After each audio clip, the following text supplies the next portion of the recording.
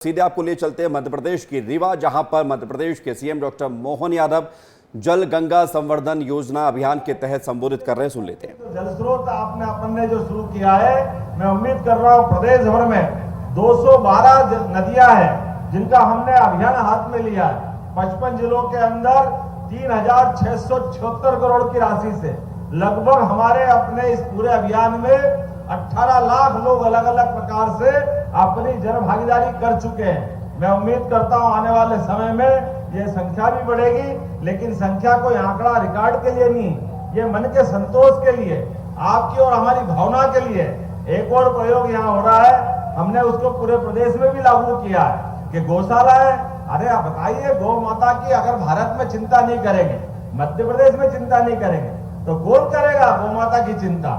हम सब जानते हैं कि परमात्मा की दया से सारे देवी देवता भी जिनके संसर्ग में, जिनके आशीर्वाद के लिए तरसते हैं, हमने देवता नहीं देखे, लेकिन गौ माता के दर्शन कर लो तो लगता है 33 करोड़ देवी देवताओं के दर्शन हो जाते हैं। ऐसी हमारी पुनीत पवित्र, ऐसा अपना ये जीवित देवत रूप में अपने आपने बताया कि 26 साल की देखो पवित्र भाव से किया गया काम, तो नदी के साथ साथ आपने जो पवित्र काम किया है। मैं पिछली बार गौशालाओं को लेकर के बैठा था और आपने कहा कि वर्षों से इनका मानदेय प्रति गाय माता का बढ़ा नहीं है। हमने कहा क्या दिक्कत है इसमें, 20 रुपया प्रति रोज प्रति गाय माता के लिए कम पड़ता था, इसलिए गौशालाएं अधिकांश हमारी चल नहीं पा रही थी। हमने कहा आप बताइए कितना करना चाहिए, आपने कहा डबल कर दो। हमने कहा डबल कर देते, 40 रुपया प्रति गाय माता हमने प्रत्येक गौशाला की राशि बढ़ाई है।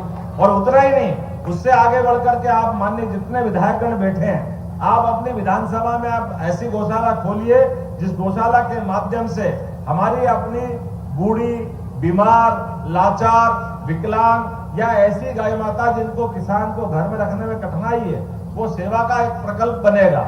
उसका सारा खर्चा सरकार देगी। ये हमने संकल्प लिया है कि किसी भी हालत में गौ माता को लावारिस, ऐसे बेसहारा नहीं रहने दिया जाएगा। इस एक और बात मैं आपको बताना चाहूंगा, आने वाले समय में, वैसे तो ये संस्कृत का भी आपने केंद्र बनाने की बात कही है, पाणिनि संस्कृत विश्वविद्यालय का ये कैंपस है। आप कैंपस के माध्यम से संस्कृत के लिए खासकर हमारी सरकार ने बहुत काम किया है। आने वाले समय में इस पर और काम करेंगे, क्योंकि आज तो समय की कमी है। नई शिक्षा नीति के माध्यम से हमने अपने प्रदेश में सभी प्रकार के विषयों को, खास करके सनातन धर्म की सारी हमारी अपनी जिनकी मान्यता थी, काल के प्रवाह में पुरानी सरकारों ने उसको भुलाने का प्रयास किया था, लेकिन हम सबको स्मरण कर रहे हैं। सिद्धार्थ भाई, आप भी मेरे को कुछ बता रहे थे, निश्चित रूप से आप और हम सब मिलकर के जो आप पाठ्यक्रम की दृष्टि से बताओगे, हम सब कुछ लाएंगे। और खासकर संस्कृत के लिए तो देव भाषा है, इसकी चिंता तो करना हमारा सबका फर्ज है। इसकी चिंता नहीं करेंगे तो कैसे करेंगे। मैं आने वाले समय में रीवा के बदलते दौर की तरफ भी देख रहा हूँ, जिस प्रकार इससे समय ने करवट बदली है।